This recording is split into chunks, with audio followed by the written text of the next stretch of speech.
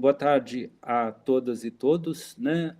Mais um seminário Hegel e Atualidade, né? Hoje a gente conta com a presença do professor mestre Robson Caixeta, né, da Universidade Federal de Goiás, que vai nos falar sobre o saber absoluto como fundamento para a compreensão da fenomenologia do espírito, que basicamente é a pesquisa que ele realizou para fazer a dissertação dele de mestrado, né? É, é, o professor Robson também está agora fazendo doutorado em filosofia, né, na Universidade Federal de Goiás, né, na linha de pesquisa metafísica e epistemologia, e possui graduação em filosofia pelo Seminário Maior da Diocese de Patos de Minas. Posteriormente, completou sua licenciatura plena pelo Instituto de Ciências Humanas de Valparaíso de Goiás. Também possui graduação em Teologia pelo Seminário Maior Dom José André Coimbra e ainda graduação no curso de História pela Unifram, né? É membro da Sociedade Hegel e também faz parte do GT Hegel da Ampof, né? Então, a gente convidou ele para que ele falasse um pouco, né, dessa pesquisa, que também, né, já foi publicada agora como um livro, né, depois da defesa, incorporando do qual eu tive a honra e o prazer de fazer parte, né, orientada pelo professor Christian Klotz, e também com a participação da professora Márcia Zebina, né, e aí ele transformou no livro que se tornou O Saber Absoluto, um fundamento para a verdade, né? De autoria dele próprio, pela editora Dialética, né? Então, para nós é um grande prazer tê-lo aqui conosco, né? E passo então a palavra ao professor Robson, sinta-se à vontade para a sua exposição. Bom, uma boa tarde. Primeiro, manifestar minha alegria, minha gratidão por poder estar aqui. Claro, já participo há algum tempo, mas agora, como vir para falar, é a primeira vez. E eu fico muito satisfeito por isso, porque, sobretudo, o senhor, professor Ricardo, esteve conosco na banca. Muitas das sugestões foram acolhidas e, claro, fazem parte depois nessa parte de edição final. E por isso, claro, eu creio que não seria possível e nem interessante trazer a pesquisa toda, porque senão a gente correria o risco de certo modo, ficar um pouco superficial. E aí a minha ideia é, sobretudo, e aí nos materiais que foram disponibilizados, a gente trabalhar, sobretudo, o último capítulo da pesquisa, que pega aqui alguns elementos, sobretudo o final do capítulo do saber absoluto, mas a gente vai passar por todo ele e apresentar, pelo menos de um modo mais rápido, a pesquisa toda, mas vamos focar, sobretudo, nessa última parte. Eu vou só compartilhar aqui o slide.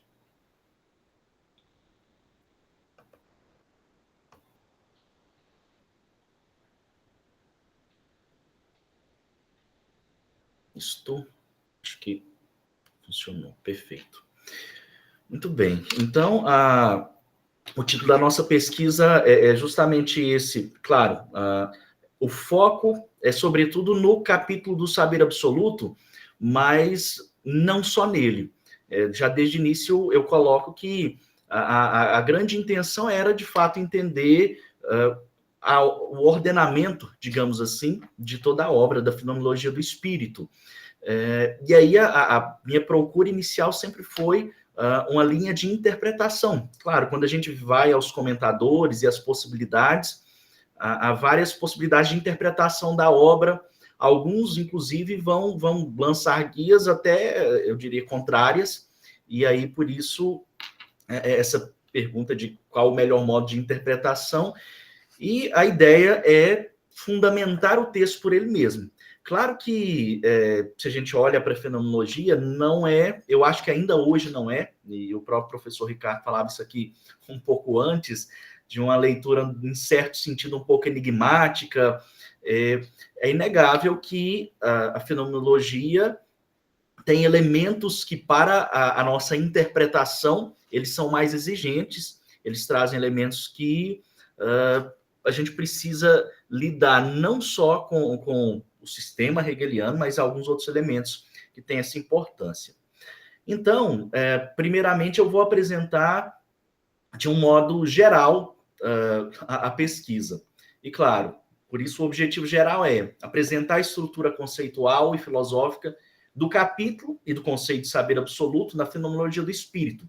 É claro que a gente acabou percebendo que esse conceito vai sendo construído ao longo da obra, e aí nós o tomamos desde o início, seja na introdução, que aparentemente nas várias fontes que eu acabei encontrando, se fala dessa possibilidade quase que certa de que seja a introdução, o primeiro texto a ficar pronto da fenomenologia, uma primeira publicação, e depois as outras partes, sendo o prefácio, talvez a última, é claro, e isso tudo é possível de questionamentos, mas a questão é, nesse primeiro texto, Hegel já apresenta uma ideia de conceito, do que o conceito quer dizer, para que só depois, de fato, ele seja devidamente explicado no último capítulo. Quando nós tomamos, então, toda essa questão que envolve o conceito, eu quis deixar claro aqui 3 problemáticas, pelo menos, que a gente tentou trabalhar, não que elas tenham sido, e aí ao final a gente pode até concordar que não foram completamente respondidas, até porque algumas delas já são muito debatidas. Mas essas problemáticas que ficam como plano de fundo para a pesquisa. Primeiro, algo que é clássico, eu creio, da leitura de Hegel e da interpretação, que é justamente essa questão do lugar da fenomenologia no sistema hegeliano. Se fala de uma introdução ao sistema ou primeira parte, a gente já tem avanços nesse sentido, mas eu creio que é sobretudo porque em muitos artigos que eu acabei encontrando a noção de que a fenomenologia foi em um certo momento um livro que seria abandonado. Ele foi, num primeiro momento, Hegel o apresentou, mas no segundo momento ele foi deixado de lado e foi substituído pelas obras posteriores. Então, é ainda um questionamento, qual o lugar no sistema como um todo, qual a importância ele assume, e quando nós olhamos para o sistema, como é que ele pode ser compreendido? Em um momento ou em outro, essa problemática ela é levantada. Mas, além disso, o estado de acabamento da obra e, sobretudo, o estado de acabamento do capítulo, já que quando nós tomamos cartas de Hegel, primeiro quando alguns intérpretes vão ler esse capítulo do saber absoluto, e o próprio Hegel diz em uma dessas cartas que ele foi feito de um modo um pouco apressado e finalizado porque logo depois Napoleão invade Iena e aí entra todas essas dificuldades. Então, esse questionamento, esse livro de fato estaria, sobretudo esse capítulo, estaria pronto. Hegel retoma depois, quando a gente toma a enciclopédia e vê que lá há a presença da fenomenologia e o saber absoluto, de certo modo, não aparece na ordem.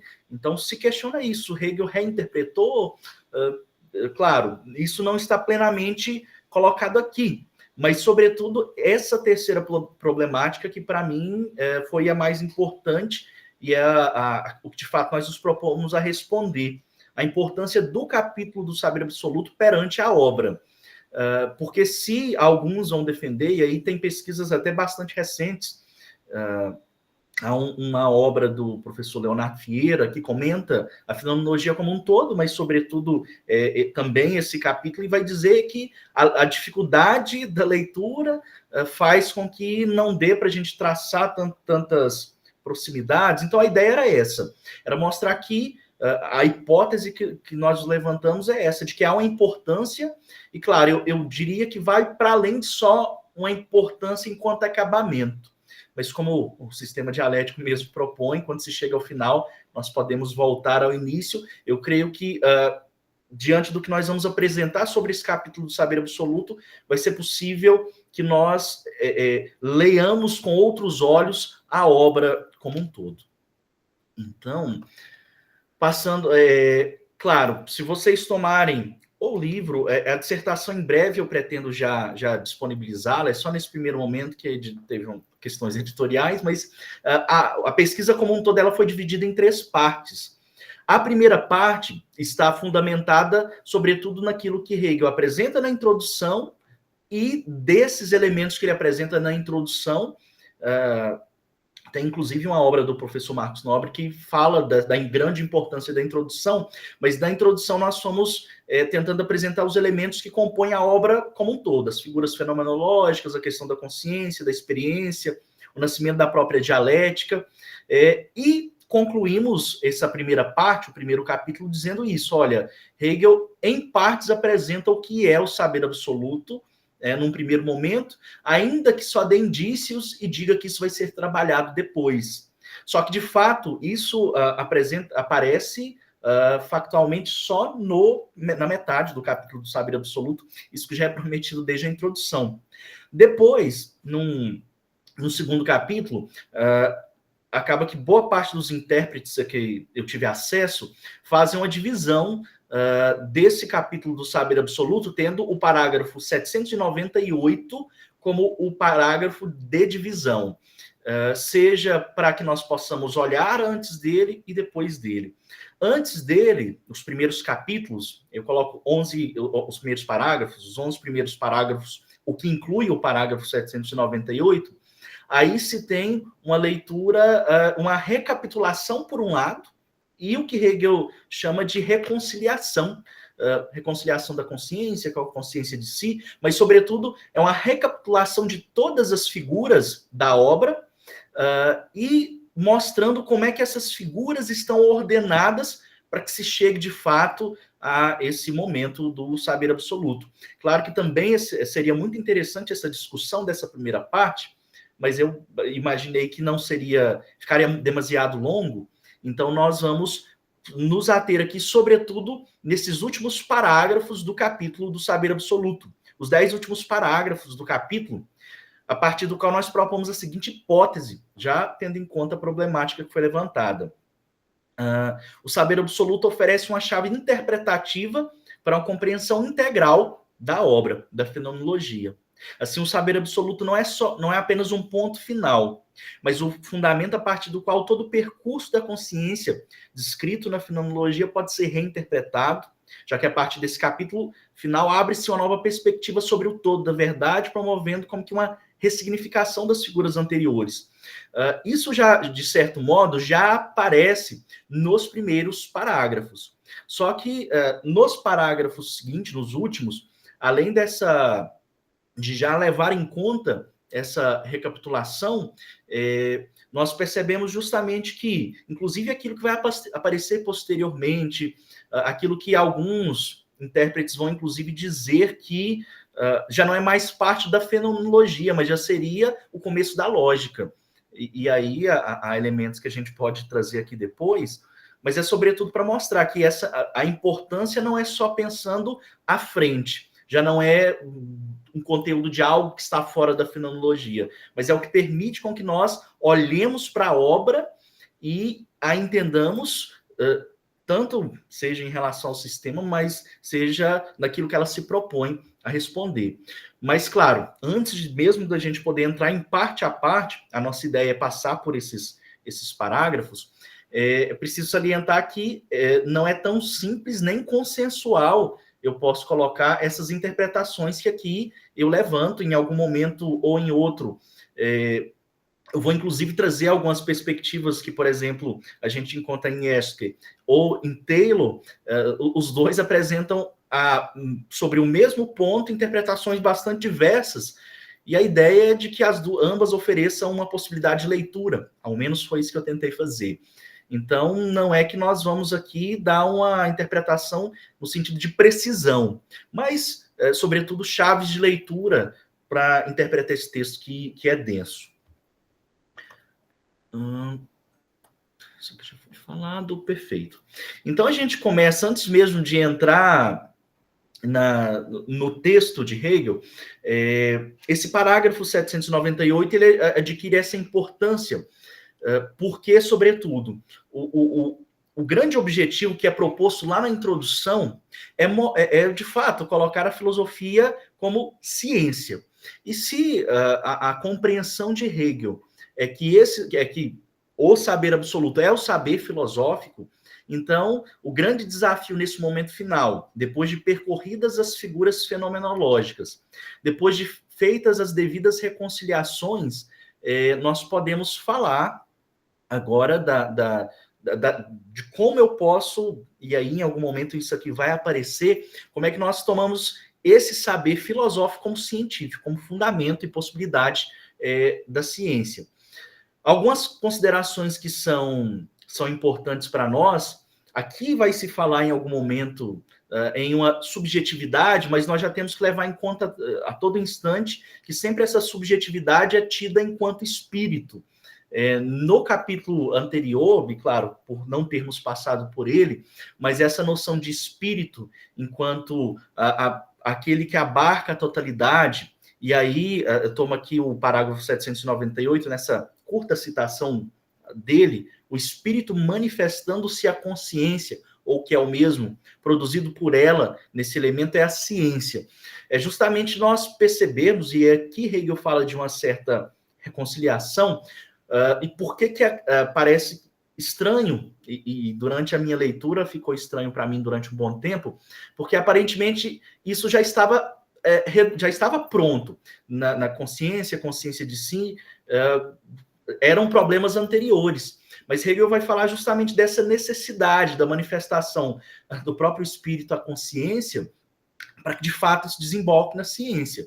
E aí a gente vai poder apontar por que isso é necessário e como é que nós podemos entender isso, que não é tão simples assim.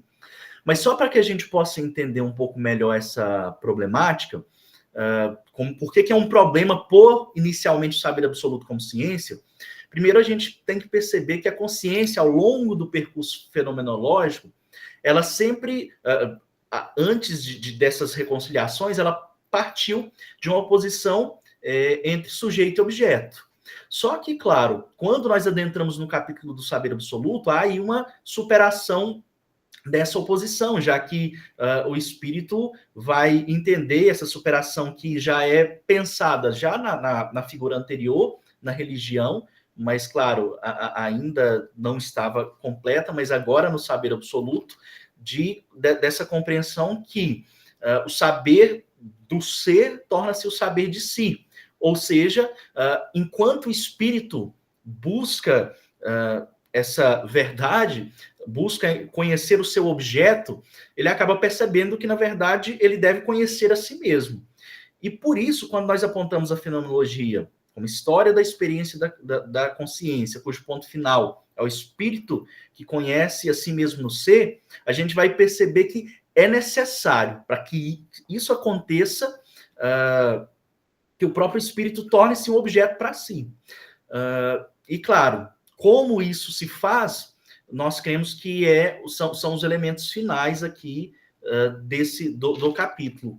E só que, claro, para que isso seja possível, e aí nós vamos a uma problemática por detrás disso, porque quando nós falamos de espírito, ainda que nós possamos falar de a compreensão de uma mente coletiva, talvez isso empobreça muito o termo, mas essa noção de que não se trata de uma consciência individual, particular, mas essa noção da mente humana enquanto coletividade que perpassa a história, ainda assim, nós percebemos que aqui é colocado, de certo modo, enquanto subjetividade.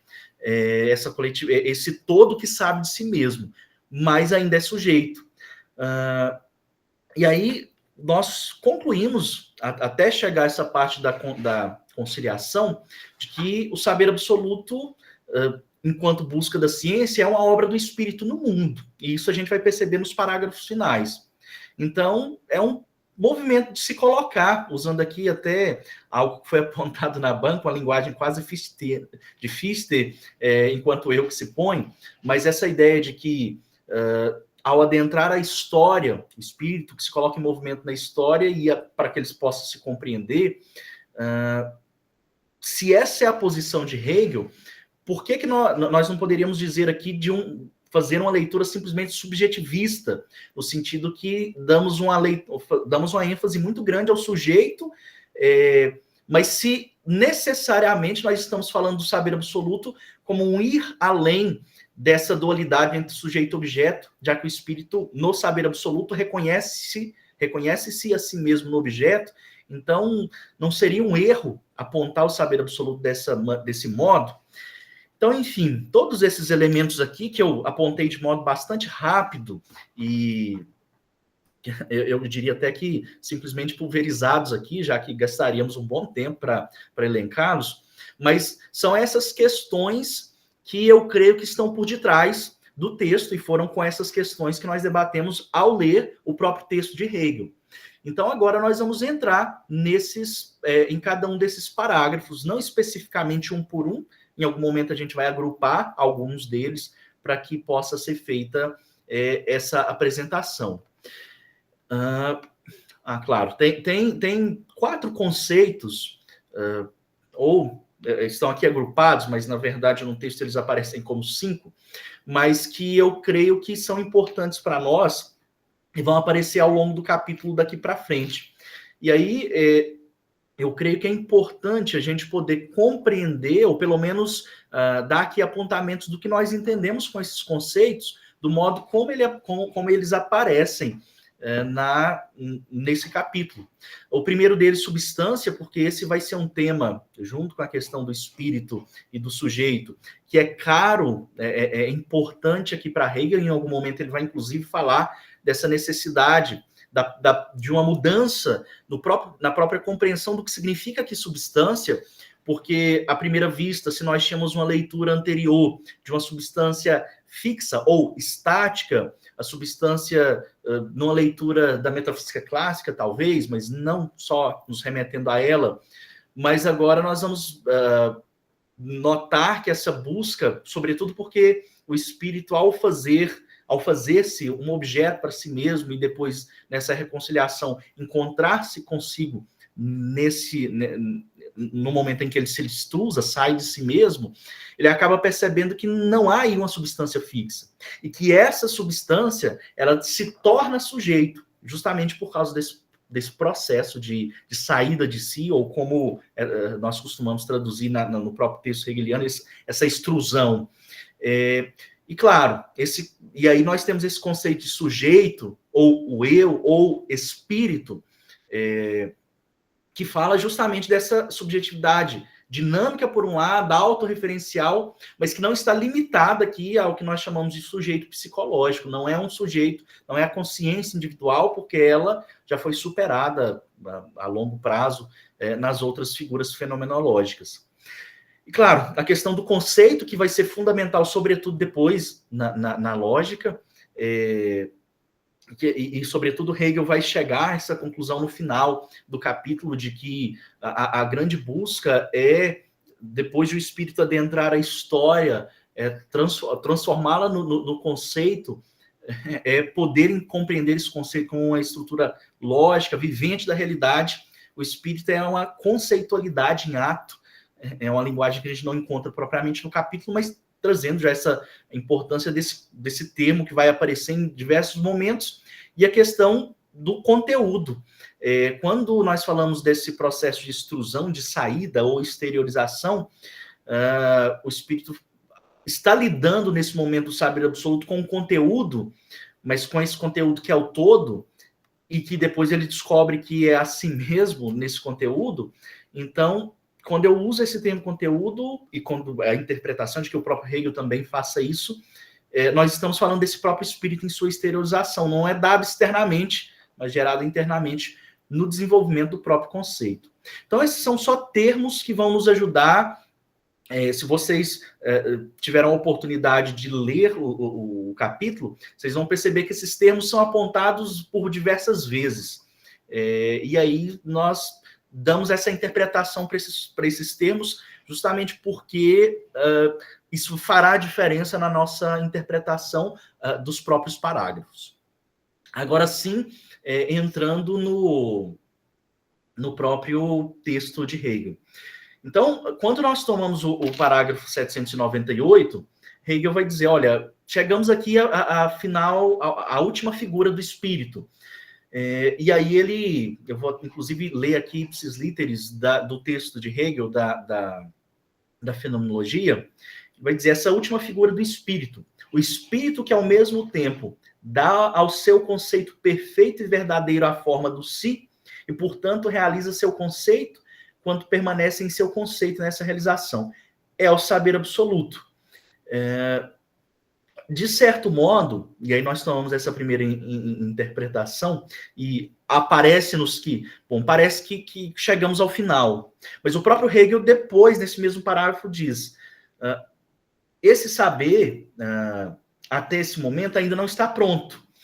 E aí um outro trecho do parágrafo. Uhum. A verdade é o conteúdo... Só um momento aqui. Isto. A verdade é o conteúdo que na religião ainda é desigual à sua certeza. Ora, essa igualdade consiste em que o conteúdo recebeu a figura do si. Por isso que a essência mesma, saber o conceito, se converteu no elemento do ser aí, ou na forma da objetividade para a consciência. E aí nós chegamos, quando tomamos esse texto. De certo modo, o saber absoluto ainda não está colocado. Por quê? O que significa dizer que esse saber absoluto é o espírito que dá o conteúdo da forma do si? Nós interpretamos que, depois de todo o caminho fenomenológico, depois de que o espírito compreenda que sempre, quando esteve buscando nessa divergência, buscando a verdade, buscando algo que estava fora dele, no processo de reconciliação, ele entende que esse objeto que ele procura é assim mesmo, a resposta que agora é dada, e aí Hegel vai dizer que isso é esse processo do saber filosófico, ele vai dar uma forma, ele vai conceituar esse objeto, e com isso dá essa forma do si. Então, nós entendemos que o saber é o eu, isso aí vai começar a aparecer a partir do parágrafo 799, quando se fala do conteúdo, dar a esse conteúdo, então ele vai dizer, o saber é o eu, enquanto movimento do espírito. Só que, para que isso fique ainda mais claro, ele vai dizer, há ainda aqui um problema, porque esse conteúdo, em sua diferença, há aqui uma diferença entre o conteúdo e o eu. Há uma negatividade aqui.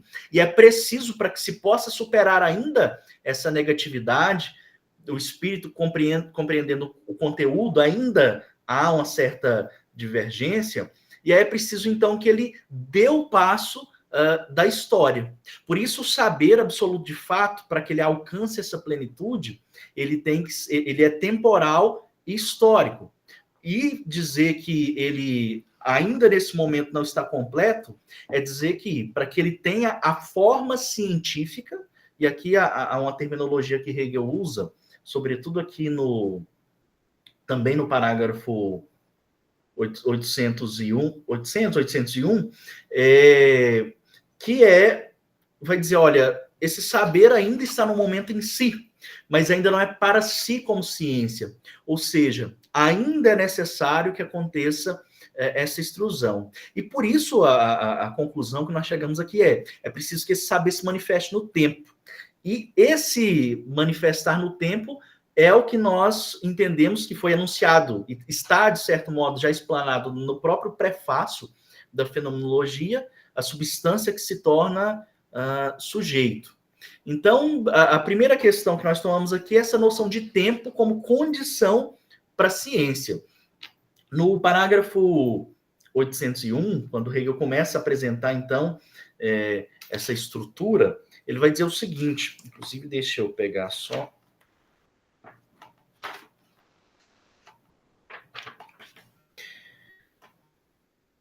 Isso, quando Hegel ele vai apontar essa grande necessidade do tempo, porque o tempo é o próprio conceito que existe. O espírito, ao adentrar a história, o processo histórico, ele elimina o tempo quando ele poder apreender seu conceito puro, ou seja, quando o resultado estiver pronto. Quando nós falamos aqui do tempo, e isso é interessante porque isso aparece nos parágrafos anteriores a esse parágrafo aqui. A ideia que Hegel faz é que, interpretando a história de toda a filosofia, ele vai assimilando, e aqui alguns intérpretes vão fazer isso também, assimilando a ideia filosófica de um tempo à figura fenomenológica. E aí, à medida que ele faz isso, quando ele chega nesse momento agora do saber absoluto e coloca aqui a possibilidade de que nós saiamos do tempo, mas isso só é possível, de fato, e aí a filosofia aparecerá, mas isso só é possível com a passagem no tempo. Então, quando nós tomamos isso, e aí vou retomar aqui essa passagem que o próprio Hegel aponta lá na história da filosofia, isso quando ele aponta essa necessidade de, ao falar do tempo, como grande possibilidade de caminho para a ciência, mas como um momento em que se dá essa passagem da compreensão que antes era só da substância para a compreensão que essa substância deve ser vista agora como sujeito. Claro que, e isso a gente tomaria aqui os parágrafos 801, 802, só que eu vou retomar aqui como é que ele aborda nesse primeiro momento. Então, a primeira questão é, e aí citando o próprio Hegel, segundo a minha concepção, que só deve ser justificada pela apresentação do próprio sistema, tudo decorre de entender e exprimir o verdadeiro, não como substância, mas também precisamente como sujeito. Isso, na verdade, já está lá no parágrafo 17, lá no prefácio da Fenomenologia. Ao mesmo tempo, deve-se observar que a substancialidade inclui em si não só a universal ou a imediatez do saber mesmo, mas também aquela imediatez que é o ser ou imediatez para o saber. Como é que nós interpretamos isso? Quando nós falamos do processo de saber, se antes nós tínhamos essa substância estática, já foi percebido que é necessário, nós já entendemos que a busca aqui, enquanto saber absoluto, é um saber de si do espírito. Quando ele se depara com esse conteúdo, quando ele ou coloca, ele ainda o vê como algo diferente dele. Quando ele adentra a história, há a grande possibilidade de que ele possa perceber, ao se extrusar, ao sair de si na história, ele acaba tendo essa possibilidade de perceber que essa substância é ele mesmo. Então, e aí essa última frase desse aqui, o tempo aparece como o destino do espírito não realizado. Enquanto não alcança a ciência, o espírito se apresenta fragmentado no tempo. Ou seja, toda essa caminhada histórica, e parece-nos ser algo que Hegel afirma e também nas outras obras, esse grande papel da história, entra aqui a questão da cultura, essa necessidade de se falar desse caminho histórico. Claro que aí... como é que nós compreendemos essa passagem da substância ao sujeito, que é o que de fato está nos parágrafos 801, 802? Essa substância, que é então o conteúdo do espírito, aqui nós não podemos dizer mais que é simplesmente um conteúdo, uma substância no sentido anterior, uma substância fixa, estática, mas na reconciliação que já se dá desde a figura da religião, esse espírito já vê a si mesmo como esse conteúdo, só que a substância ela existe antes da sua forma conceitual, ela é em si, e deve tornar-se para si. O que a gente entende aqui é que a tese central é que o espírito precisa converter-se, já que ele é um conteúdo para ele mesmo, que ele faça a si mesmo como conteúdo, ele mesmo tem que converter-se de substância em sujeito, ou seja, de essência imediata em uma conceitualidade autoconsciente. E isso implica esse aparecimento do espírito no tempo, a historicização e o que nós vamos encontrar aqui, uma efetivação. Isso aqui eu já havia dito, né, de que desde o prefácio, Hegel afirma esses elementos, e de fato, ambos os conceitos vão aqui aparecer para nós. Outro elemento que que eu creio que vai ser bastante interessante, porque aí nós ficamos nessa dupla ideia aqui de que, por um lado, o espírito faz-se conteúdo para si mesmo, nesse saber absoluto. Se ele faz-se conteúdo, entendendo que ele é a totalidade, é o reconhecimento desse absoluto, o absoluto no sentido como todo. Então, quando ele se faz conteúdo e passa a lidar, se exterioriza e lida com esse conteúdo, e deve se reconhecer nesse conteúdo, para que ao retornar a si, ele se compreenda plenamente. Então, a gente vai perceber que a realização do espírito, ela se dá exatamente nesse processo, que passa pela história e retorna a si mesmo. E aí a gente adentra aqui num ponto que é interessante, porque aí aqui eu retiro exatamente como está lá, tá no texto, mas ao mesmo tempo esses dois momentos aparecem no texto hegeliano. O espírito, e é isso tratando agora dos parágrafos 803 e 804. O espírito não é nem o recolher da consciência de si na sua pura interioridade, como apontou Fichte e outros pensadores aqui, falar de algo puro antes de qualquer representação, antes da história, não é isso. Nem o simples mergulhar dessa consciência de si na substância e no não ser de sua diferenciação. Ou seja, não é permanecer a questão do saber verdadeiro, não é esse saber que lida sempre com o conteúdo. E aí há um momento, sobretudo no parágrafo 804, deixa eu pegar exatamente ele aqui. Isso. Citando o próprio Hegel, quando ele diz isso, o espírito é esse movimento do si, que se extrusa de si mesmo e submerge em sua substância, e que tanto saiu dessa substância como sujeito e se adentrou em si, convertendo em objeto e conteúdo. Quando suprassume essa diferença entre a objetividade e o conteúdo, aí então alcança seu objetivo. E então ele vai continuar, e aí há uma interpretação bastante interessante, e esse verbo é encontrado aqui no texto, porque quando nós falamos desse movimento do espírito, a vista que a impressão que pode nos dar é de que nós estaríamos falando de um sujeito que cria tudo, que autopoente, digamos assim. E aí, aqui, enquanto nós estamos falando do saber filosófico, que é o saber que nós queremos chegar, não é algo que esteja para fora de nós, já que foi afirmado lá no início que saber absoluto, essa manifestação do espírito, a própria consciência, então não é algo que esteja afastado de nós, não é algo que nós poderíamos dizer o saber de Deus, mas é o próprio saber filosófico.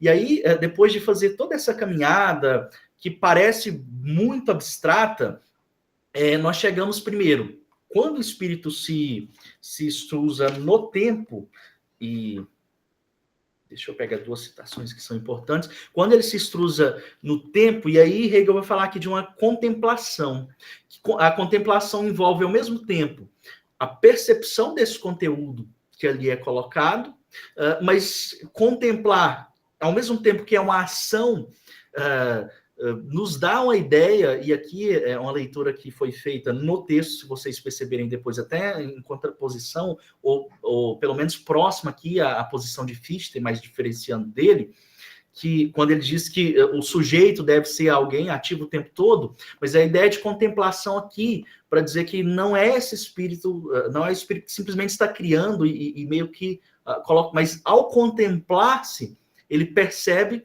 a profundidade desse conteúdo. E aí, deixa eu pegar aqui, que ficou mais bem explicado, e aí eu creio que sintetiza bastante o que a gente quer apresentar aqui. O espírito não nasce de uma gênese ideal da autoconsciência, mas na realidade do trabalho histórico da consciência, cujas fases ou figuras a fenomenologia identificou e que a filosofia da história tentará resumir. Portanto, Hegel procura mostrar que o trabalho histórico efetivo do espírito na autoconsciência realmente contém tudo que o espírito pode ser, tudo que poderia ser, isso é, tudo que poderia conceber em sua existência como espírito. Assim descreve-se o processo da suprassunção, Aufhebung, da exterioridade do espírito, como sendo um processo efetivamente histórico. E aí, Hegel vai trabalhar nos parágrafos subsequentes essa exteriorização na cultura, no tempo, para que se possa chegar ao final, e aí é o nosso grande objetivo, depois de falar disso, a realização do saber absoluto na própria ciência, que é o que vai tratar os últimos parágrafos desse capítulo. Então, o espírito só é ciência quando pode, a partir da sua experiência temporal, organizar o saber sob a forma de conceito.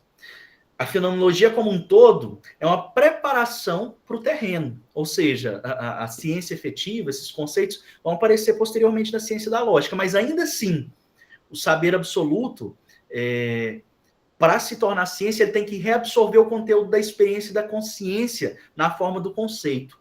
E aqui há uma distinção interessante que aparece quase que em todo momento da fenomenologia, que é quando se fala de algo que é para nós e para o espírito, como que a consciência que vai percorrendo esse caminho, e nós, enquanto leitores, e aí chega nesse momento, Hegel vai dizer, é agora grande possibilidade de que, tendo tomado consciência de que todo esse caminho nos faz compreender o todo, e que o espírito, ao compreender o todo, compreenda a si mesmo, para que agora é possível que ele volte lá no início e compreenda a necessidade dessas figuras.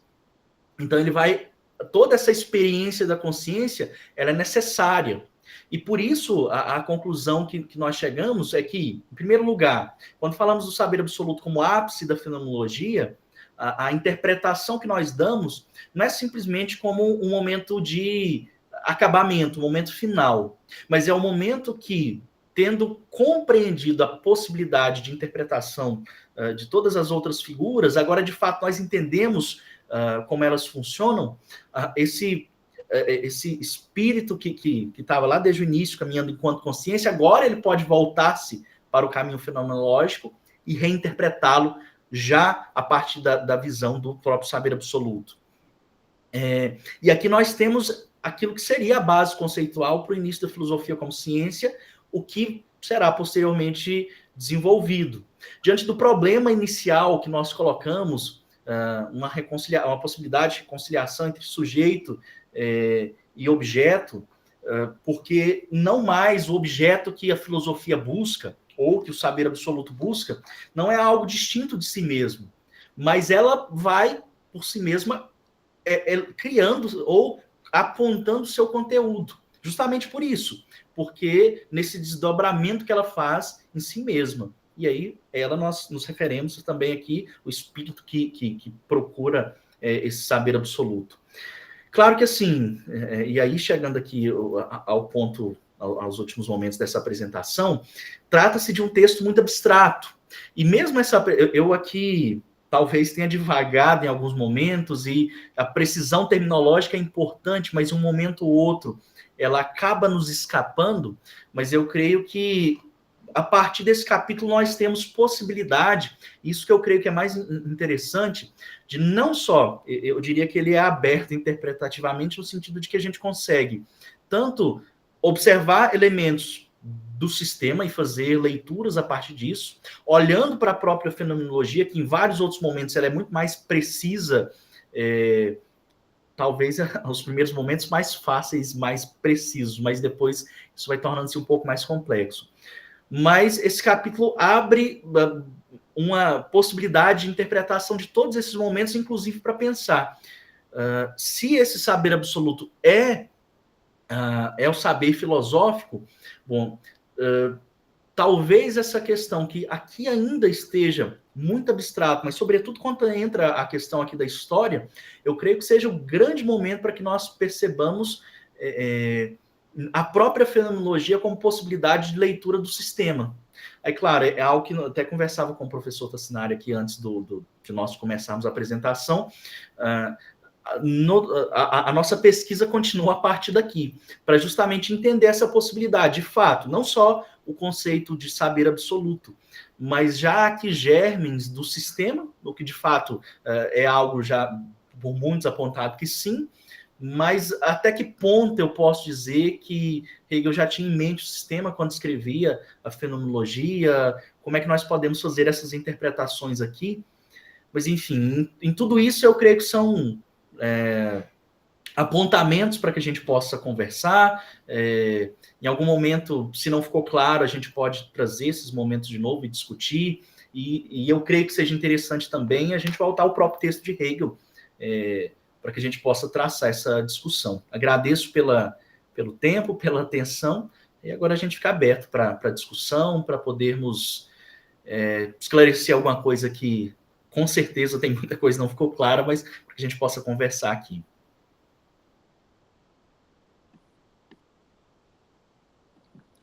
Obrigado, Robson, agradeço, parabéns pela apresentação. Eu gostaria de abrir, eu tenho algumas questões, mas tem algumas fora daquilo que você colocou aqui, então eu acho que eu prefiro abrir para as pessoas em geral, até para elas colocarem, seja questões de entendimento, outras questões, né? Fazer um diálogo anterior. Tem alguém que gostaria já de colocar alguma questão? Lucas, por favor. Boa tarde, obrigado, professor Tassinari, obrigado, Robson, pela exposição, meus parabéns. Eu gostaria de pontuar, eu estou fazendo doutorado na UFOP e eu estou pesquisando o conceito de religião na fenomenologia. E uma coisa que é muito interessante, mas ao mesmo tempo problemática, são os vários Hegels existentes dentro da possível interpretação. Então, uma primeira questão que me surge é, como que você delimitou qual chave de leitura que você vai tomar do Hegel? Em qual parte você falou, por essa via eu não vou? É uma bibliografia gigantesca, mas como que você determinou qual linha que você vai seguir para construir a sua interpretação, para construir a sua língua, a sua linguagem de expressão? E a segunda, né, se me permitem me estender um pouco mais, além de várias outras que eu teria, é como que você vê que o Hegel, nas figuras anteriores, além de já colocar o seu método embutido na temática que ele está tratando, ele já coloca um ponto de vista dele da possível solução, como, por exemplo, a religião. Ele já lê a religião a partir do seu método, já lê esse desenvolvimento, ali já não estaria a maneira que ele pretende lidar com esse problema? Então, são essas duas colocações. Obrigado. Bom, obrigado pela pergunta, e até eu falei que ia apontar e acabei não apontando da apresentação. Eu creio que isso foi inclusive algo que foi tema, digamos, de debate, e com a Márcia, professora Márcia aqui da UFG, a gente conversou várias vezes sobre isso, e vez ou outra volta, algumas noções que eu creio que algumas linhas de interpretação. Uma delas, sobretudo, essa questão do espírito, por exemplo, é que nós tínhamos uma linha, um corte, digamos assim, se você toma alguns intérpretes, de que essa compreensão de espírito seria uma compreensão, eu diria, eu vou usar o termo terminológico, mas assim, uma noção para compreender para compreender mesmo como uma mente coletiva, mas assim, seria uma compreensão de leitura histórica, enquanto se você toma outros, como Taylor, que faz uma análise muito, que essa noção de espírito seria, inclusive, uma superestrutura que se coloca no mundo, não sei se eu poderia colocar, talvez estaria forçando um pouco a leitura de Taylor, mas de quase como que uma figura que de fato existe. Então, assim, a minha tentativa, sobretudo nesse primeiro momento, que é o dessa pesquisa, foi de não necessariamente colocar um ou outro, mas eu tento apresentar as duas. Claro que aí tem um texto muito bom que foi lançado, eu não sei se ele foi lançado antes, mas eu tive acesso a ele, foi lançado na Alemanha em 2020, do Jeske, que é uma interpretação que ele faz do capítulo, e aí ele vai descrevendo um pouco, e aí ele vai falar do espírito, e ele meio que mescla um pouco disso, apesar de, num caminho bastante contrário auditeiro. Então, assim, enquanto linha de interpretação e dos vários Hegels, digamos assim, a nossa tentativa foi essa, não de fazer uma leitura, eu vou chamar de transcendental, de leitura ainda desse espírito, eu ainda não tinha base, ou pelo menos minhas leituras não me permitiam assumir um ponto ou outro. O meu orientador, e aí eu conversei muito com o meu orientador, que é um grande estudioso de Fichte, e então, em alguns momentos, a gente até tentava entender essa subjetividade, traçando como que um diálogo, uma contraposição com Fichte e aquele eu de Fichte, mas, claro, depois isso não cada um está caminhando por um lado, mas a questão é, você vai perceber na bibliografia tanto aparecer em algum momento um, em algum momento o outro. Mas a minha tentativa ao final foi essa, de que quando falamos de saber absoluto, não estamos nem falando de um saber que seja um saber de tudo, não é um saber de um sujeito onisciente, onipotente, o qual eu não tenho acesso, mas seria esse saber, o saber filosófico. Aí, claro, dependendo da parte de agora, qual interpretação eu tomar, seja, e aí a possibilidade de entrar na filosofia da religião, que eu creio que é interessante, é uma possibilidade, mas aqui eu creio que para que a gente tome algum lado, eu entraria na pesquisa de fato e a questão do absoluto, porque aqui nós simplesmente traduzimos absoluto ou entendemos como totalidade, seria isso. E a sua segunda questão, você pode só repetir ela, por favor? Ela se refere até que ponto a gente pode observar nas outras figuras, Hegel tentando solucionar o problema a partir do momento que ele vai apresentando o desenvolvimento do seu método. Estaria na própria exposição uma possível solução, ele está mostrando ali, isso é um problema, isso vai nos levar para lá. Você acha que tem essa possibilidade de solução na própria apresentação da figura?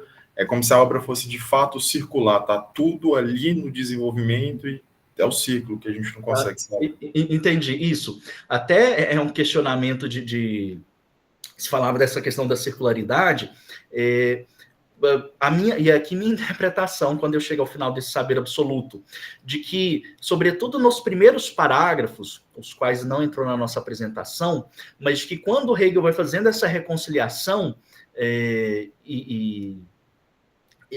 eu creio que, quando se refaz a leitura sob o viés do saber absoluto, não só, claro que há aqui um movimento circular, dialético circular, mas eu entenderia como já uma nova compreensão da figura.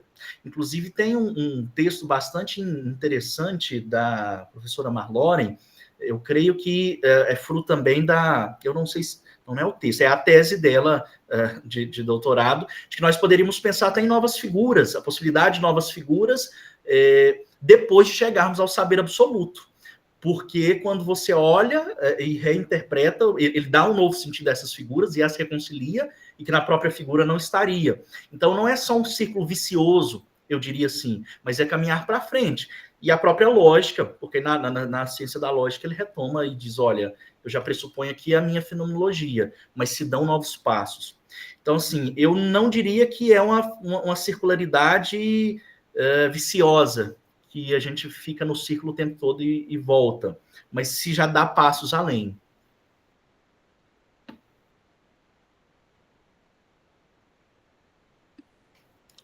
Ok, grato, Lucas, Robson. Rafael? Ricardo, Robson, muito, muito grato. Eu conversava, Robson, com você já há alguns dias. Eu te fiz por WhatsApp algumas questões sobre como você vê o cristianismo no Hegel, né? E também como você veria essa questão do espírito, né? E você me respondeu, né? Outra coisa também, se você conseguiria conciliar dentro da sua leitura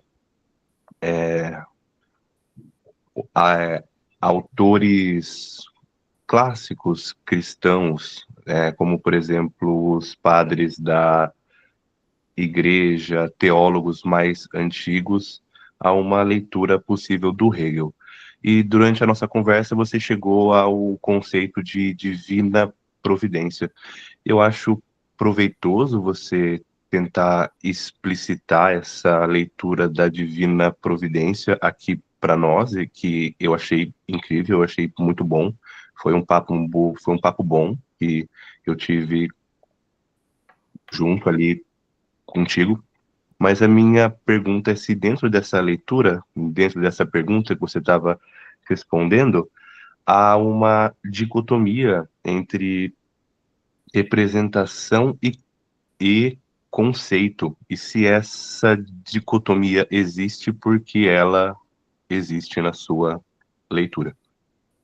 Certo. Bom, deixa eu ver se... Bom, quanto a essa primeira parte, eu veria essa possibilidade de leitura talvez em outros textos de Hegel. Isso, até esses comentários que nós fizemos.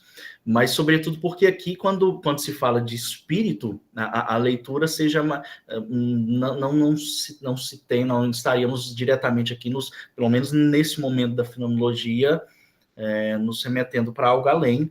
Claro, e aqui é uma chave de interpretação que eu também acho, uma chave de leitura também que eu acho importante, se é possível ler a fenomenologia não só como teoria do conhecimento, mas também de uma perspectiva metafísica. Aqui eu acho que precisa ainda de pesquisa, ainda que se eu levanto a hipótese seja possível.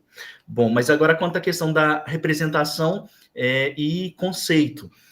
Sobretudo quando Hegel termina, quando nós chegamos ao final da figura da religião, Hegel vai dizer, olha, já está dado aquilo que é o objetivo da nossa busca aqui, mas ainda enquanto representação, nós precisamos concretizar isso.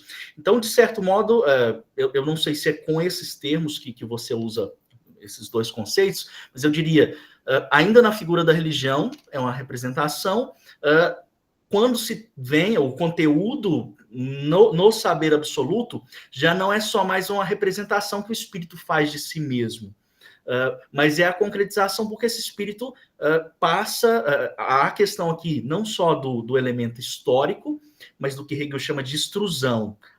Agora, enquanto conhecimento, quanto saber de si mesmo, mas não é um saber aqui simplesmente abstrato, mas ele desdobra-se a si mesmo e o compreende. Então, assim, teria que...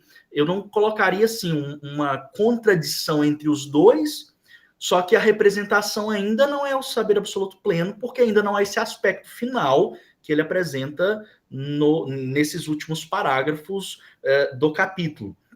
E aí até, depois o professor Ricardo pode nos ajudar quanto a isso, eu não me recordo exatamente onde Hegel vai dizer... Não, mas é na própria fenomenologia que ele aponta isso, de que a religião vai dizer no tempo aquilo que depois a filosofia traz no conceito.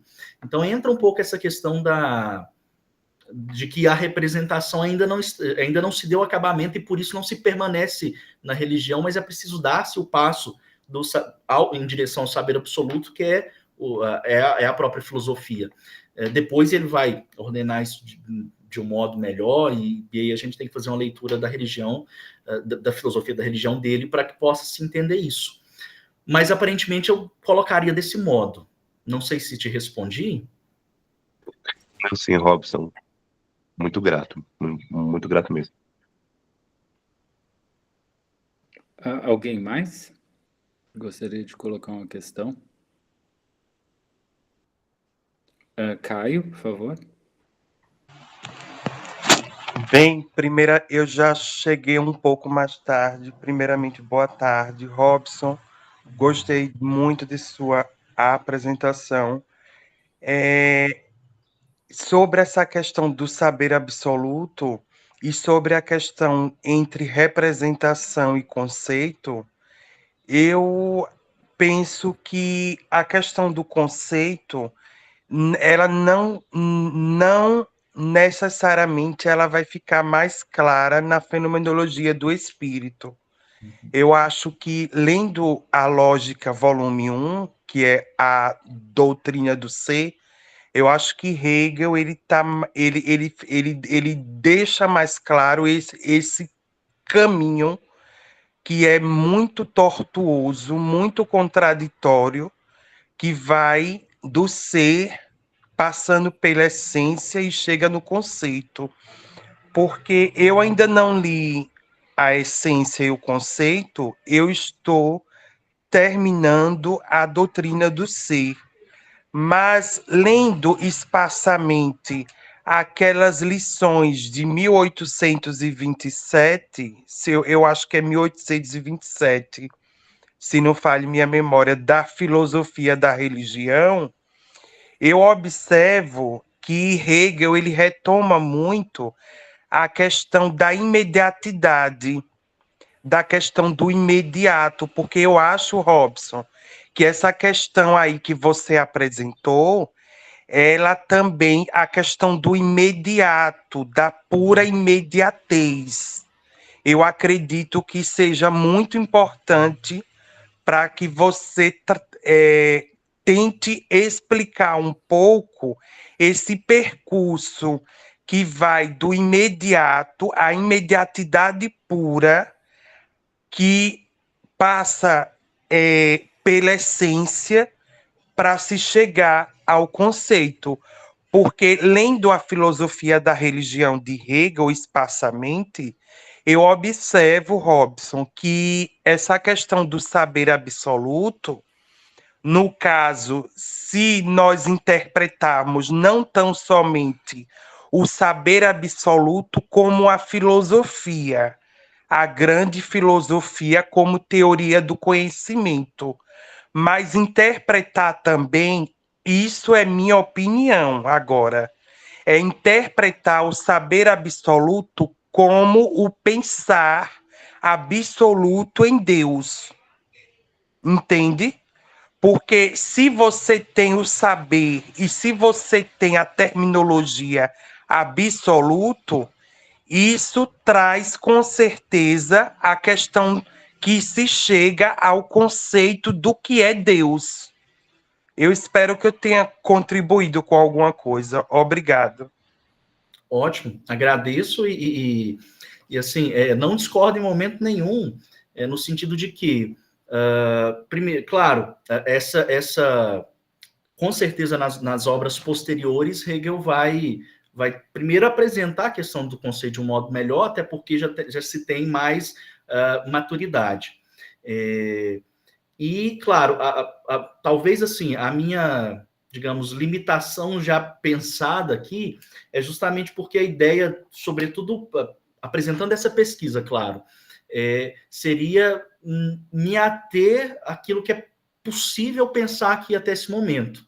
Mas agora, se nós olhamos para frente, e aí pensamos nessa noção de totalidade, e aí, claro, inclusive com aquilo quando a gente retoma a enciclopédia e essa nova compreensão do espírito, e se chega ao conceito de espírito absoluto, aí isso sim é muito plausível. E se você observar bem, quando nós tomamos na enciclopédia, Hegel traz as partes as primeiras figuras fenomenológicas, elas aparecem no... Se eu estiver errado, só me corrija, professor. No espírito subjetivo. Mas, depois, a questão do absoluto...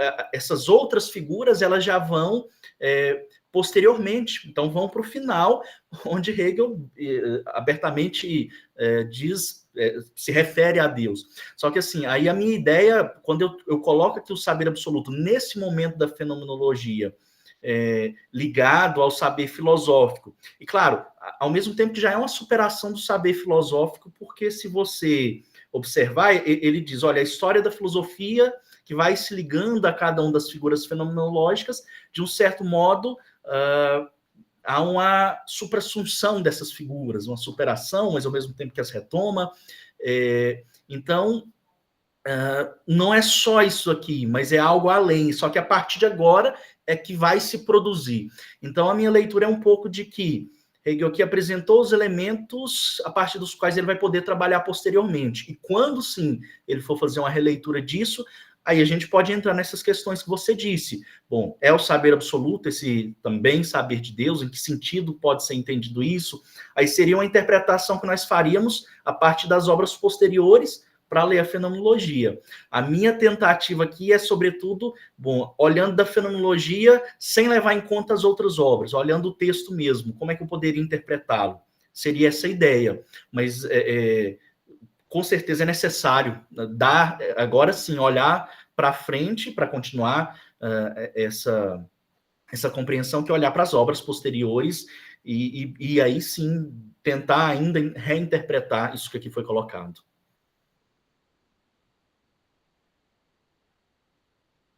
Muito bom. Quem mais? Posso? Sim, Gabriel, por favor. Então, obrigado, Robson, pela apresentação também, obrigado por aceitar o convite de vir apresentar, parabéns pela dissertação, né, e também pelo livro, eu li, achei muito interessante, gostei bastante da sua divisão, né, os capítulos, e confesso que o que eu achei mais interessante mesmo dos capítulos foi o terceiro, porque eu acho que você coloca mais você, né? Assim, sai um pouco daquela perspectiva tanto de historiador e tal, e de análise, você propõe algo, uma chave de leitura também, né? Em relação ao saber absoluto, então achei bem legal. Bom, eu estava pensando aqui algumas coisas, não estou com nenhuma pergunta exatamente estruturada, mas o Lucas perguntou sobre essa variedade de interpretações, né? De como você lidou com isso na sua pesquisa, quais foram as escolhas que você fez. E a minha impressão do livro, daí eu gostaria de ouvir você falar sobre isso, e depois eu tenho outras questões, se der tempo, se você não acha que a interpretação que você deu para esse capítulo do saber absoluto, que na minha impressão é um capítulo temido, principalmente pelas leituras analíticas, né? Inclusive você falou, falta um estudo da fenomenologia enquanto metafísica. O pessoal acho que não está lendo nem a lógica mais como metafísica, então, porque eles estão tentando fugir, o Hegel que não é mais metafísico, né? Um Hegel que fuja disso. Imagine a fenomenologia, ler ela metafisicamente. Eu acho a ideia interessante, mas eu vejo que, em geral, a tendência que eu estou vendo agora nas últimas publicações, assim, é o pessoal tentar sempre uma leitura mais analítica, e, nesse sentido, o saber absoluto é sempre um problema, né? Porque ele parece contrário a isso. O Pinkard, mesmo, que você cita na sua tese, ele tem um livro famoso dele da sociabilidade da razão, né? Que vai dar essa interpretação para o Geist, como se fosse uma espécie de sociabilidade, né? Então, já tira um pouco aquele peso todo que esse conceito teria e tal. E eu fiquei pensando que um aspecto interessante da sua tese, né, é que eu acho que a chave de leitura que você propõe, ela pode agradar os dois lados a princípio. Porque não teria um problema com uma leitura tão forte, digamos assim, do conceito de saber absoluto, que dá um teor muito forte, ou muito, digamos assim, muita potência para esse conceito, e também acho que não seria um problema a leitura que você propõe para essas leituras mais analíticas, que tendem, digamos assim, fazendo o oposto, né, um saber absoluto mais fraco, né, uma ideia de absoluto, de totalidade, não é bem essa totalidade assim, sabe? Então, eu acho que seu livro é bastante feliz nesse sentido de conseguir agradar, sabe, dois lados opostos, né, com visões diferentes. Não sei se você quer comentar sobre isso, mas daí eu teria outros pontos. Então, se você quiser comentar, para não embolar tanto. Tá bom. Não, eu agradeço até, fico feliz de certo modo, a minha tentativa foi essa. Claro, alguém poderia, assim, dizer, tem aqui muito, e eu ouvi isso muito, eu cito sempre a professora Márcia, porque ela me ajudou muito no embate. Ela sempre dizia, olha, esse seu espírito aqui está muito metafísico, isso que você está apresentando aqui, eu não estou entendendo. E assim, aí foi muito bom, porque a gente foi alguém com quem eu dialoguei o tempo todo.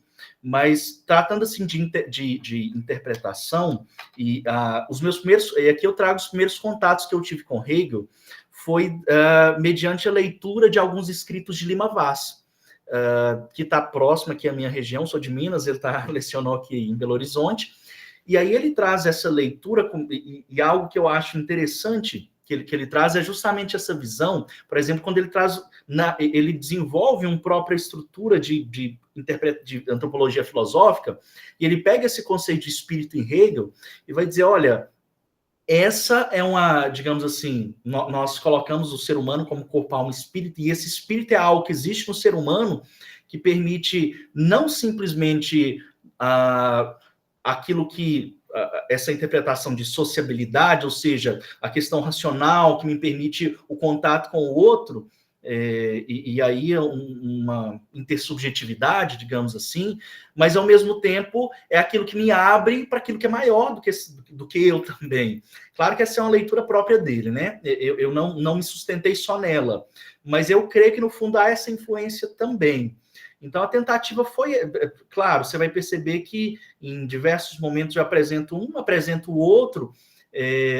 Antes, uma das críticas, e eu acho que foi interessante, é de que você não está assumindo nenhuma das duas posições, está indo em cima do muro. Em um momento ou em outro, uma vai ganha um pouco mais de corpo, mas a ideia é que ambas têm a contribuir. Essa leitura analítica ela é importante, mas, ao mesmo tempo... pelo menos me parece interessante trazer a questão metafísica aqui.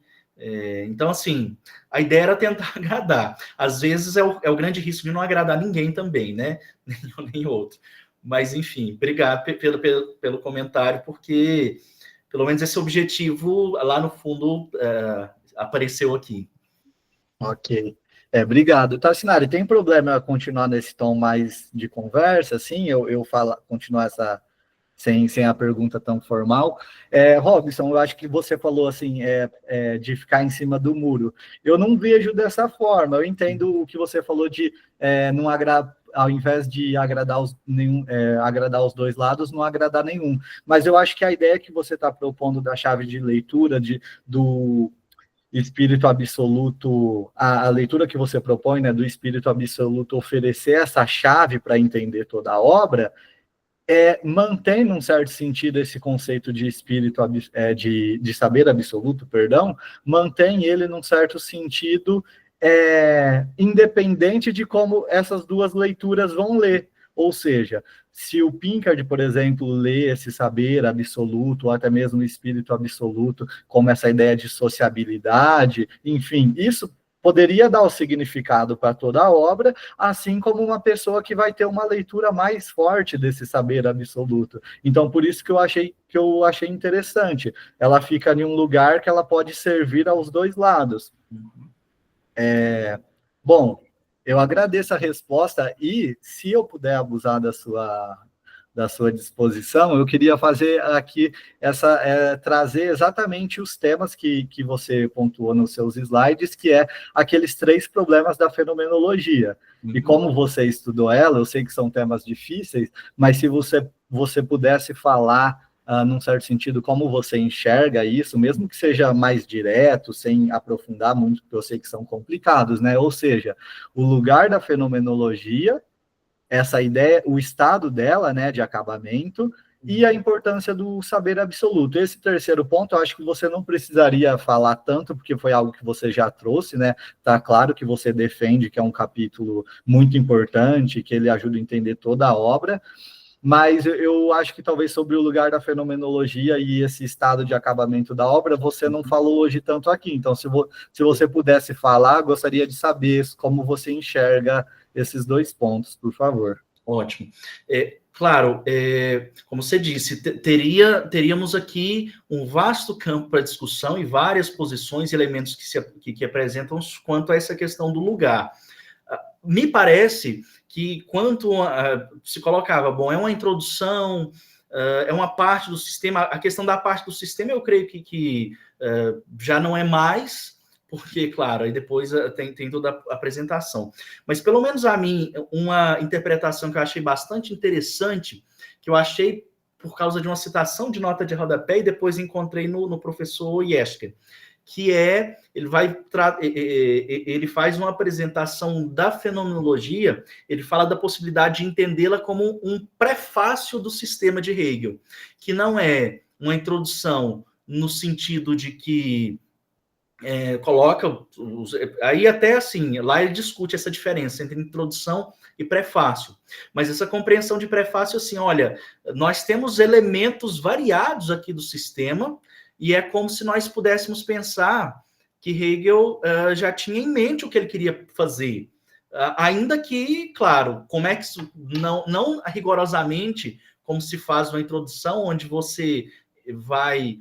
e, claro, essa interpretação que é minha também do que eu li dele, mas como que numa introdução onde você diz exatamente onde você vai chegar, esse passo que eu vou dar, isso no primeiro momento, até porque muito se questiona nessa problemática, bom, parece que Hegel mudou de posição, era uma parte do sistema, agora não é mais, e depois ela é realocada na enciclopédia, como é que nós vamos interpretar isso? Então, me parece interessante essa visão de que a fenomenologia, claro, e aí passando até para a questão de acabamento da obra, eu imagino que, sim, em algum momento, levando em conta essas questões históricas, de que ele teve a questão da edição, publicação, foi algo assim acelerado, então eu creio que o que ele queria ali colocar, de fato, está ali presente. Isso sem dúvida. Se ele conseguiu fazer exatamente como ele queria, eu imagino que todos nós, como de um modo geral, nem sempre conseguimos finalizar o texto, sempre tem algo a mais a ser acrescentado, talvez isso aqui possa ser colocado. Mas essa leitura de como um prefácio, onde já estão muitos dos elementos, se não todos aí exige aqui um passo maior, mas pelo menos os elementos mais importantes do sistema hegeliano estão aí pelo menos apresentados, eu poderia dizer assim. E um fato interessante, porque aí alguns vão dizer, diante desse lugar que é a fenomenologia, porque ela foi relocada, ela perde sua importância. Não faz sentido agora a gente olhar para a fenomenologia, vamos olhar para o sistema, vamos olhar para as obras maduras, ali realmente está o que Hegel pensou. A minha posição nesse sentido ainda é importante olhar para ela, tendo em vista que o próprio Hegel trabalhava numa segunda... Isso, claro, se eu não me engano, na biografia do Rosenkranz, que Hegel trabalhava de uma nova edição da fenomenologia. Se ela não fosse uma obra tida por ele como importante, ele simplesmente a ignoraria, não pensaria nem numa segunda edição. Claro, o que teria nessa segunda edição, como ela seria, eu não saberia, mas... teria que perguntar para ele, mas enfim, isso demonstra que ela continua importante para o próprio filósofo, e eu creio que, inclusive, para a gente interpretar melhor o sistema, ela tem toda essa importância. O capítulo, a obra como um todo, e por isso eu colocaria ela nesse lugar, talvez de prefácio, de pelo menos apontar esses elementos importantes no sistema que vai aparecer de modo maduro nas obras posteriores. Perfeito, Robson, muito obrigado. Muito legal mesmo sua participação aqui. Teria outras questões, mas vou passar. Se der tempo, depois a gente vai conversando também. Perfeito. Obrigado. Alguém mais? Bom, se ninguém tem nenhuma questão, eu gostaria de colocar algumas. Bom, eu não vou entrar em questão de conteúdo propriamente dito, nem de esclarecimento de noções. Eu acho que não é essa a questão aqui, ao contrário, eu acho que a gente está aqui mostrando o seu trabalho e a sua leitura, e eu vejo que uma grande parte dos interessados são pessoas que também estão estudando a própria, ou estudam a fenomenologia, então estão aqui num diálogo, né, batendo dúvida, olha, e aí, se fosse isso e aquilo, como que você interpreta? Então, eu acho que isso é o mais rico mesmo. E eu vou um pouco nessa linha, te perguntando algumas coisas em relação a esse capítulo e o seu tema e algumas coisas que têm a ver com isso. Então, a primeira coisa assim, que me chamou a atenção quando eu estudei mais, né, a fenomenologia, principalmente esses capítulos últimos dela, assim, ela é uma obra muito esquisita, assim, eu sou hegeliano, gosto muito de Hegel, todo mundo sabe disso, né? Foi muito interessante. Eu tinha uma aluna que era, como a gente diz hoje, crente, né? Assim, de denominação evangélica, vamos assim dizer, e eu discuto muito sobre Hegel e religião, né? Na sala de aula.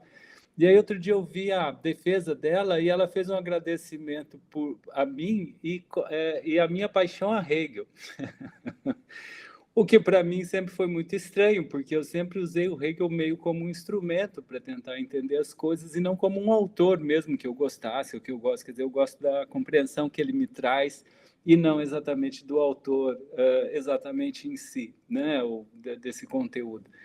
Se fosse eu teria várias críticas para ele, inclusive essa de escrever a fenomenologia. Eu falava, reescreve isso de novo, pelo amor de Deus, torna isso um pouco mais claro. Mas eu acho que isso foi estratégica, porque é por isso que a gente fala tanto dela. Assim, isso desafia o nosso ego, assim, a nossa vaidade. A gente lê e fala, como é que eu não estou entendendo isso? Aí continua lendo, e depois a gente fica... Mas brincadeiras à parte, vamos lá. A primeira coisa, bom, é verdade que Hegel, então, escreve esses últimos capítulos, né, com Napoleão batendo a porta para invadir Iena, né, a poucos quilômetros de onde ele está, né, ele próprio viu o Napoleão, né, entrando em Iena, segundo contam, né, numa visita que eu fiz lá e que foi recepcionado pelo professor Fiver, que ele me levou no lugar, olha, aqui estaria Hegel, lá estaria Napoleão, né, então é tudo muito vivo. E de fato, a gente nota um certo degrau entre já o prefácio e a própria fenomenologia, e depois, mesmo esses capítulos finais. Então, assim, por mais que a gente leia ali, você tem uma certa dificuldade da relação desse capítulo com o restante, né, da obra. E mais ainda, e aí vai a minha pergunta, em relação ao capítulo anterior, né? Ou seja, ele coloca a religião no capítulo anterior, ele fala muita coisa interessante lá. Quando você lê, principalmente com um olhar religioso, né, para aquilo que ele está dizendo lá, fala, nossa, olha o que ele está dizendo aqui. E aí, quando você vai para o capítulo do saber absoluto, a coisa parece que mixa, assim. Você fala, gente, cadê todo o conteúdo que ele trouxe no capítulo anterior, que ele poderia articular aqui e mostrar essa relação, né? Então, eu queria te perguntar se você, bom, primeiro, se tem a mesma impressão ou não, né, de um porquê isso estaria assim, né, tem vários porquês, e a gente só pode tentar imaginar, porque ele mesmo não explica, né, então é uma questão de interpretação, de leitura. Então, por que falta tanto o conteúdo que ele discute, né, na sessão anterior da religião, ali no saber absoluto, já que ele tem até passagens na própria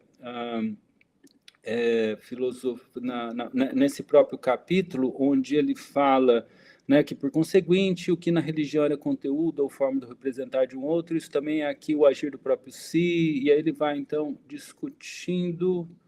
não era bem essa passagem...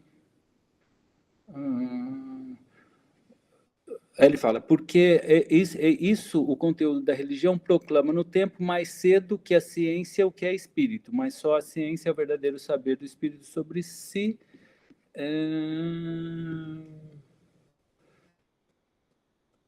Esse conceito se conferiu sua implementação de uma parte no espírito operante, certo de si mesmo, de outra parte na religião.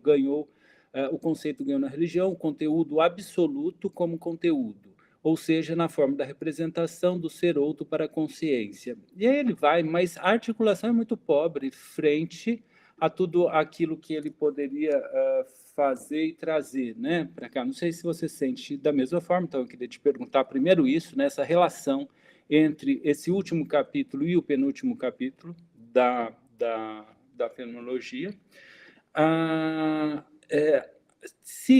Então, essa é a primeira pergunta. A segunda pergunta eu colocaria como descoberta ou invenção, né? Ou melhor dizendo, descoberta ou invenção, ou seja, num certo sentido, o caminho que a consciência está percorrendo aí na fenomenologia venha ser a descoberta do saber absoluto. Então, é algo, vamos colocar assim, no certo sentido, já existia e a gente está, então, descobrindo aquilo, ou essa estrutura, ou esse saber, ou sei lá o quê.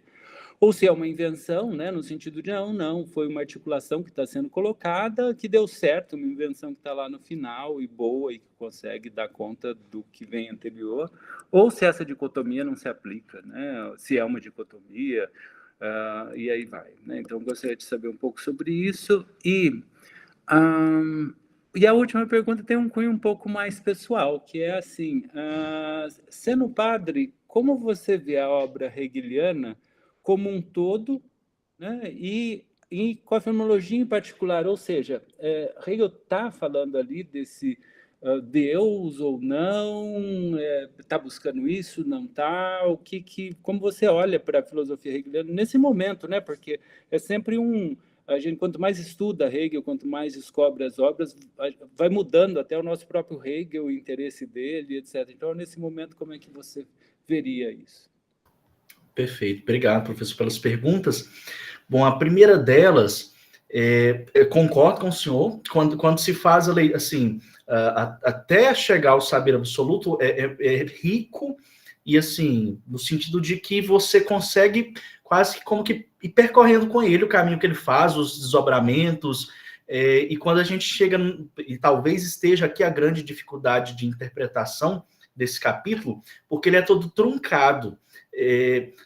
Pelo menos a noção, a interpretação que eu faço dele é de que aí historicamente entra essa questão de provavelmente tenha sido feito de um modo rápido, mas eu creio que nem só por isso, não sei, dá a impressão de que em cada conceito, à medida que eles vão sendo articulados, de que Hegel pressupõe alguns elementos anteriores.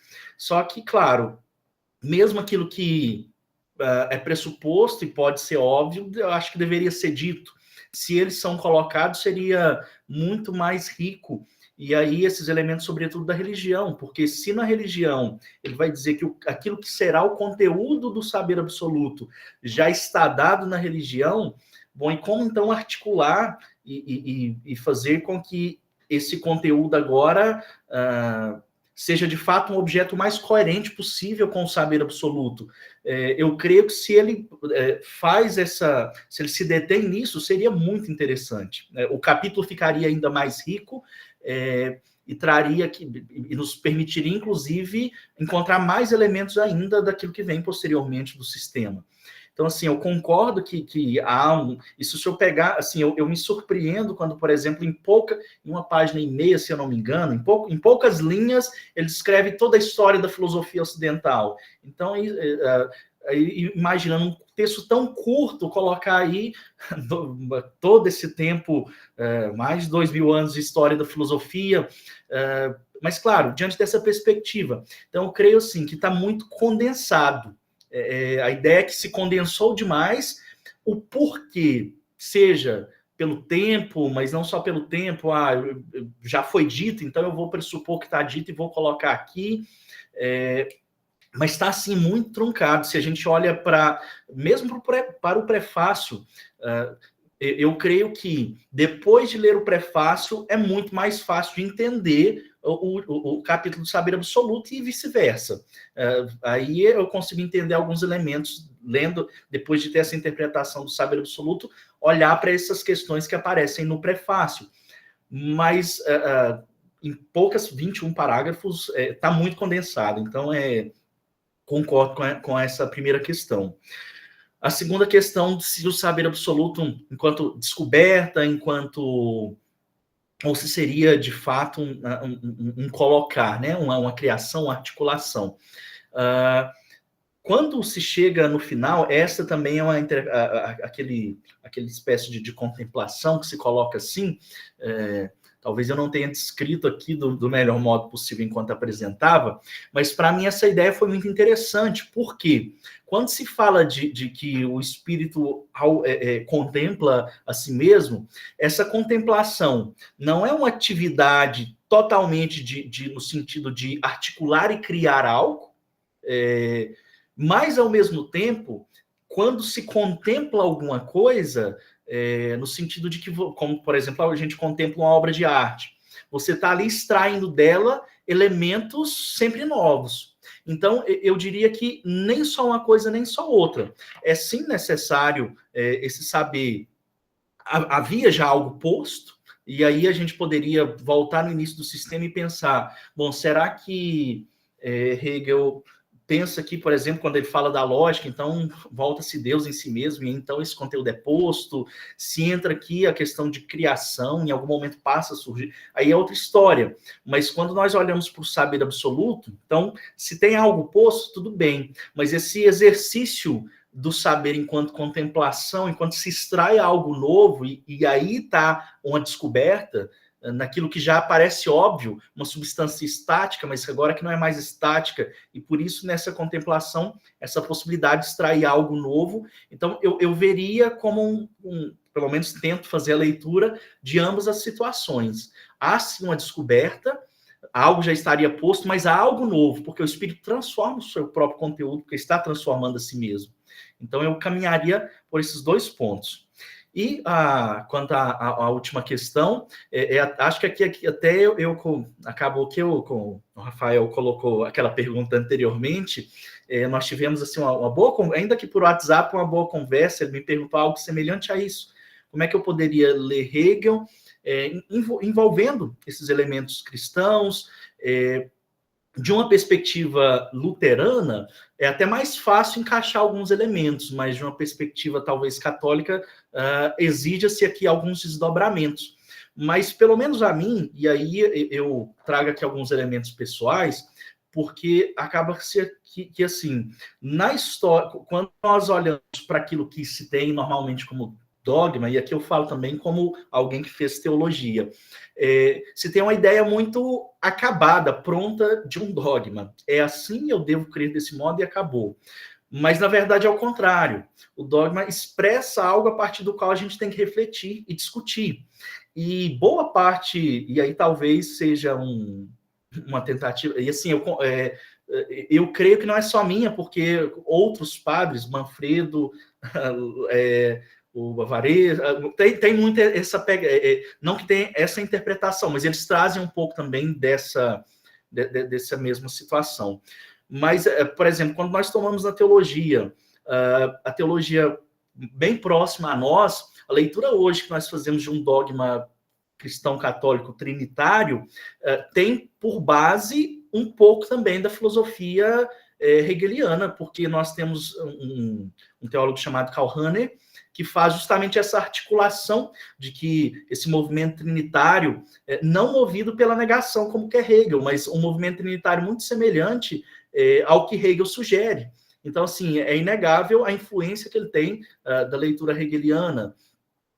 Se a gente tomar ainda outros aspectos, quando ele fala, por exemplo, ele chama, inclusive, ele tem um termo que cria de cristãos anônimos, no sentido de que aqueles que buscam a verdade são cristãos de algum modo, porque a busca da verdade é essa busca do Espírito, mas não só nele, também essa interpretação de Lima Vaz, que também era sacerdote, quando ele, e aqui eu creio que é o que mais me impactou, quando eu falo dessa noção do Espírito, e aqui a minha linha caminha por aqui, é justamente algo que eu posso buscar desde o período da patrística, que é quando se dizia que há no ser humano uma semente divina, e essa semente nos faz buscar a divindade.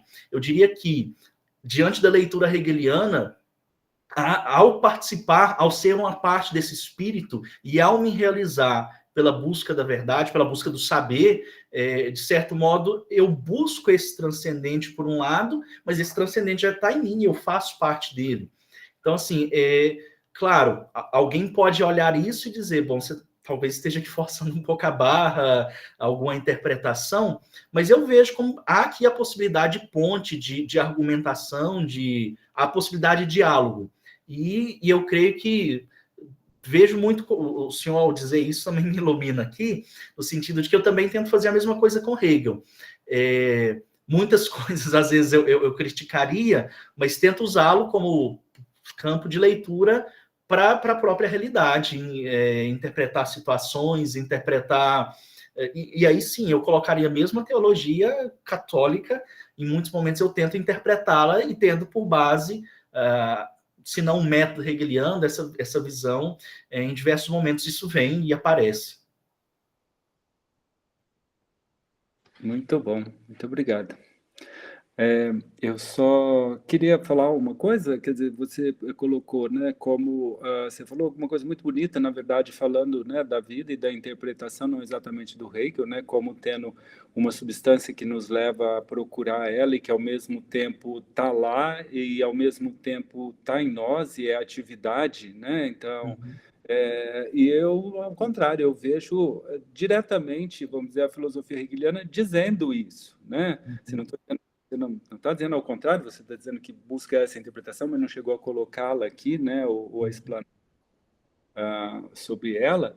Mas, primeiro, porque ele enuncia já no primeiro parágrafo da enciclopédia, que é a obra madura, de que o objeto da filosofia é Deus e em comum com a religião, enquanto ele é a verdade, só ele é a verdade, e ele vai dando uma definição do absoluto, ou definição metafísica de Deus, como ele coloca, durante a obra, e ele termina com a definição de que esse absoluto é espírito. E se o absoluto é o espírito absoluto, e ele fala do espírito absoluto no final. Então, ao meu ver, ele está falando desse movimento mesmo do todo, que é sujeito e substância, né?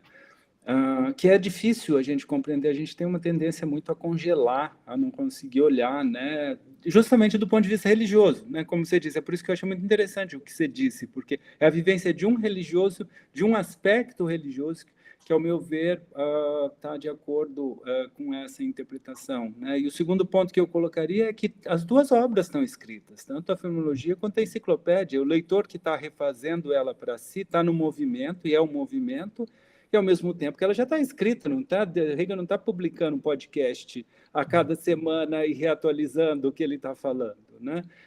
A gente está lendo algo que já está escrito, então, mas que é difícil para nós compreender isso, né? Eu acho que a chave da contemplação que você deu vai muito nesse sentido, né? Porque a contemplação ela é alguma coisa que, se você está contemplando e alguém está começando a contemplar e está descobrindo, o processo dele não destrói o que você já viu da contemplação, ao contrário, ele contribui mostrando que aquilo que você já contempla, outros estão contemplando, e quando ele contempla aquilo que você já contempla, aquele objeto, vamos dizer, já estava lá e agora ele está fazendo parte. Então, tem uma comunidade, tem um eu que é nós e um nós que é eu aí, mais profundo, né? Mas, de qualquer forma, Hegel é toda essa riqueza mesmo, né? Então, e é importante que ela seja de diversas visões, né? Eu gosto bastante, tanto que nosso grupo é Hegel e Idealismo Especulativo, justamente porque vê mesmo essa diversidade em Hegel, né? E eu acho que o seu seminário traz muita contribuição, né? Principalmente porque, às vezes, se tenta adotar uma certa visão consensual, sei lá, hegemônica de Hegel, e eu fico me perguntando, será que isso é possível? Já na época do Hegel, que ele estava vivo, isso já não conseguia, o que dirá depois da morte, né? Mas, vai lá. De qualquer forma, sempre enriquece a gente como leitor de Hegel. Acho que todos aqui aproveitaram bastante de vários momentos, né, da interpretação e do diálogo. Então, eu agradeço muito, né, a sua participação aqui, agradeço aos demais também. E é isso, né? Então, até o nosso próximo seminário Hegel e Idealismo Especulativo. Isso. Eu que agradeço. Obrigado pela oportunidade, pela atenção de todos.